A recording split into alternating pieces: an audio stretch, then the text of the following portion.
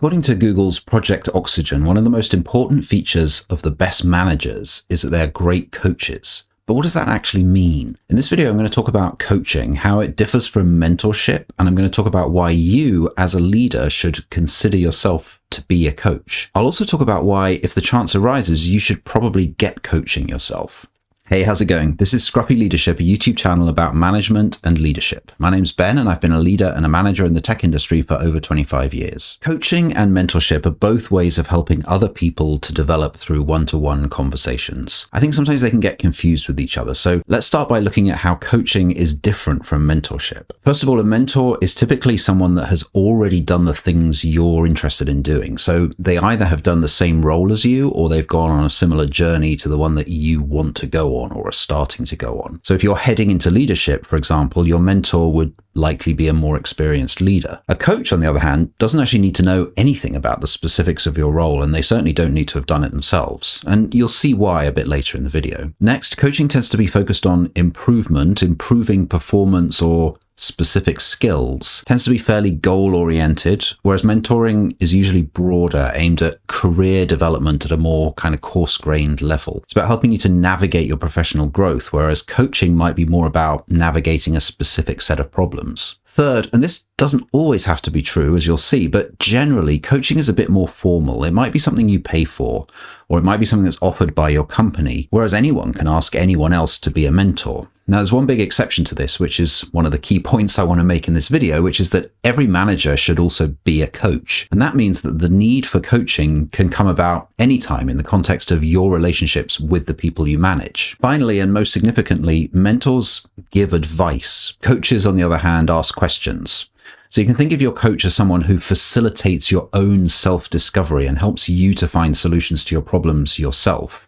Your mentor, on the other hand, might just tell you what to do or tell you what they did. So why is coaching important for management? Well, it's first of all important to highlight that a manager should not always be coaching. Sometimes, as a manager, the right thing to do is to be a mentor or just to be a manager. Sometimes you have to tell people how to solve their problems or just tell them what to do. But it's better for the people you manage if you spend more of your time coaching, helping them to figure things out for themselves rather than directing. In this video, I'm not going to teach you how to be a coach. There's lots of resources for that. What I am going to try to do is to convince you that you should have a goal of being a better coach, and probably that you should get a coach for yourself if one's available. One reason that coaching is a good idea should be obvious. It's more empowering. If you constantly tell people what to do, if you solve their problems for them, then you're disempowering them. You're literally taking away the power from them to solve problems themselves. As a result of the empowerment that comes from being coached, people become more engaged and motivated. It's much more fun to solve problems yourself than to just blindly carry out orders. Coaching also helps people to identify their strengths and weaknesses, which can both help them to perform better in their current role,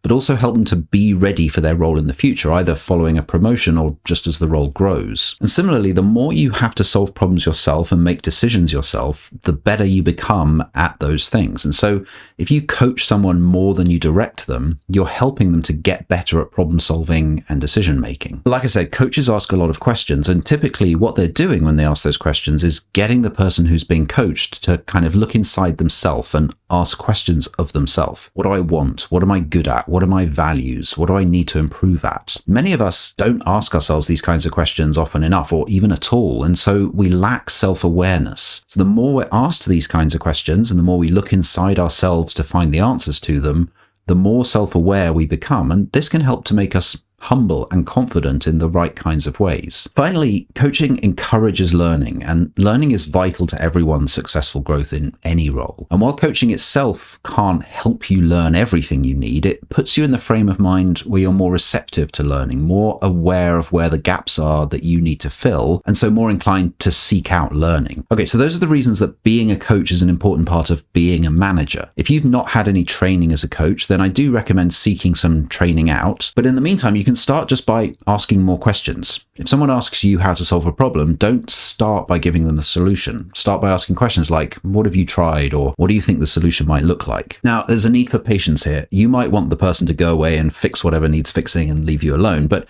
in the long run, it will work out a lot better for you and for your team if you dedicate this extra bit of time to helping them grow. I mentioned a couple of times that you might want to seek out coaching yourself.